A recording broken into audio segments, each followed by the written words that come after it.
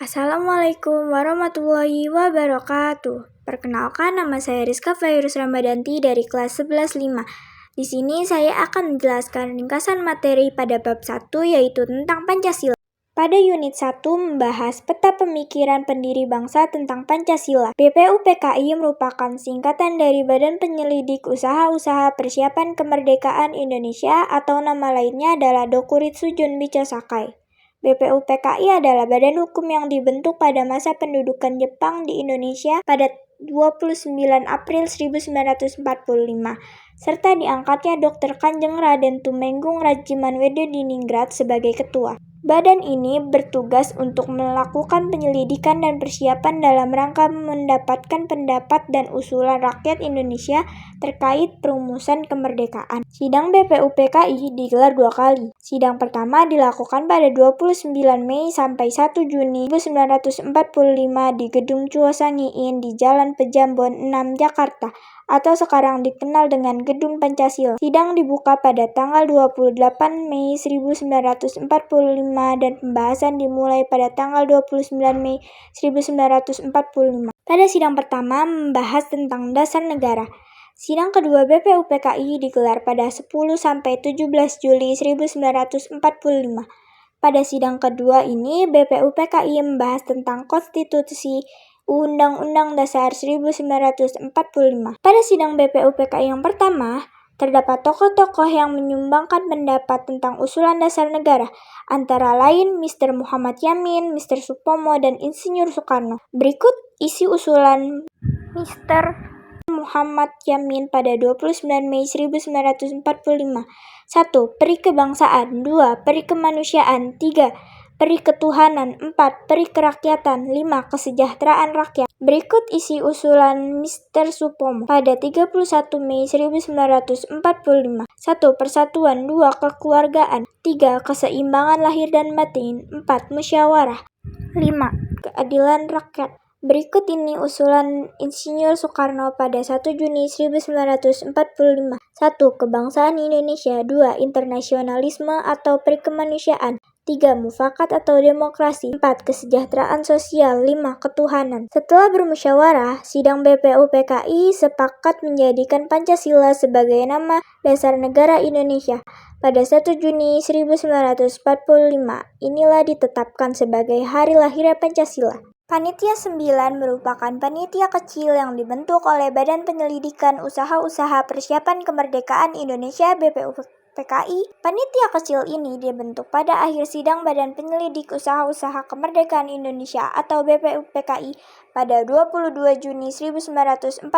Pada tanggal 22 Juni 1945, Panitia 9 mengadakan pertemuan dan berhasil menghasilkan rumusan dasar negara yang tertuang dalam hukum dasar atau yang dikenal dengan Piagam Jakarta, Jakarta Charter. 1. Ketuhanan dengan kewajiban menjalankan syariat Islam bagi pemeluk-pemeluknya. 2. Kemanusiaan yang adil dan beradab. 3. Persatuan Indonesia. 4. Kerakyatan yang dipimpin oleh hikmat kebijaksanaan dalam permusyawaratan perwakilan. 5. Keadilan sosial bagi seluruh rakyat Indonesia. Berikut adalah nama-nama anggota dari Panitia 9, yaitu Insinyur Soekarno, Dr. Andes Muhammad Hatta, Mr. Muhammad Yamin, Mr. Alexander Andries Naramis, Mr. Ahmad Subarjo, Kiai Haji Wahid Hasyim, Abdul Kahar Muzakir, Haji Agus Salim, dan RM Abikusno Cokrosuyono. Pada unit 2 membahas tentang penerapan Pancasila dalam kehidupan bernegara. Penerapan Pancasila dalam kehidupan bernegara tidak lepas dari pemahaman terhadap nilai dasar, nilai instrumental, dan nilai praksis.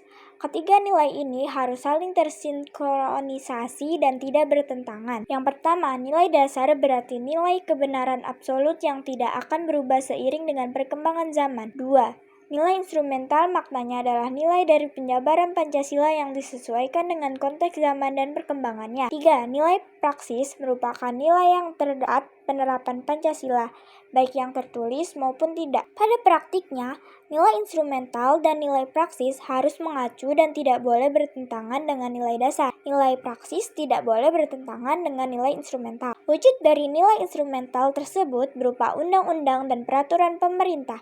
Sebagai penjabaran dari nilai Pancasila, nilai instrumental tidak boleh bertentangan dengan nilai dasar Pancasila. Sila pertama, ketuhanan yang Maha Esa. 1. Nilai instrumental terdapat dalam Undang-Undang Dasar 1945 Pasal 28E. Setiap orang atas kebebasan meyakini kepercayaan, menyatakan pikiran dan sikap sesuai dengan hati nuraninya. 2. Nilai praksi. Percaya dan takwa terhadap Tuhan yang Maha Esa, sesuai dengan agama dan kepercayaan masing-masing. Contoh penerapan sila pertama, toleransi antar umat beragama. Sila kedua, kemanusiaan yang adil dan beradab. 1. Nilai instrumental dalam Undang-Undang Dasar 1945 Pasal 28A. Setiap orang berhak untuk hidup serta berhak mempertahankan hidup dan kehidupannya. 2. Nilai praksis, mengakui persamaan derajat, hak, dan kewajiban asasi setiap manusia tanpa membedakan. Contoh penerapan sila kedua, menghormati orang yang lebih tua. Sila ketiga, Persatuan Indonesia. 1. Nilai instrumental Undang-Undang Dasar 1945 Pasal 25A. Negara Kesatuan Republik Indonesia adalah sebuah negara kepulauan yang berdiri Nusantara dengan wilayah yang batas-batas dan hak-haknya ditetapkan dengan undang-undang. 2. Nilai praksis, membina hubungan baik dengan semua unsur bangsa.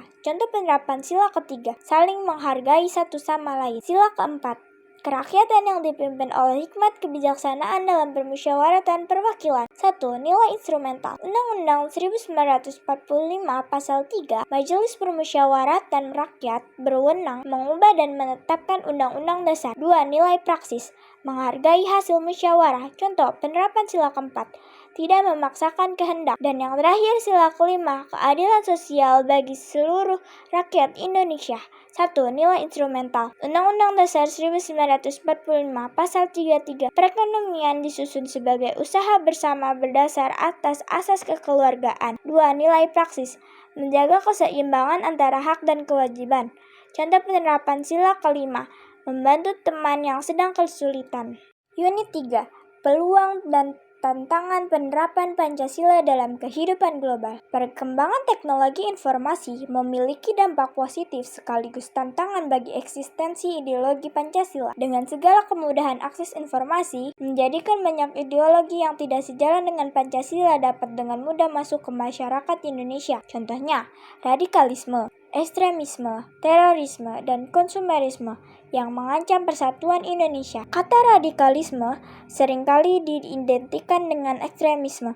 Radikalisme adalah suatu paham yang dibuat oleh sekelompok orang yang menginginkan perubahan atau pembaharuan tatanan sosial dan politik secara drastis dengan menggunakan cara kekerasan. Ekstremisme, kekerasan, violent extreme adalah pilihan sadar untuk menggunakan kekerasan atau untuk mendukung penggunaan kekerasan demi meraih keuntungan politik, agama, dan ideologi. Ekstremisme, kekerasan juga dapat dimaknai sebagai sokongan, pelibatan diri, penyiapan, atau paling tidak dukungan terhadap kekerasan yang dimotivasi dan dibenarkan secara ideologis untuk meraih tujuan-tujuan sosial, ekonomi, dan politik. Sementara itu, terorisme dalam Undang-Undang Nomor 15 Tahun 2003 didefinisikan sebagai penggunaan kekerasan atau ancaman kekerasan yang menimbulkan situasi teror atau rasa takut terhadap orang secara meluas dan menimbulkan korban yang bersifat massal dengan cara merampas harta benda orang lain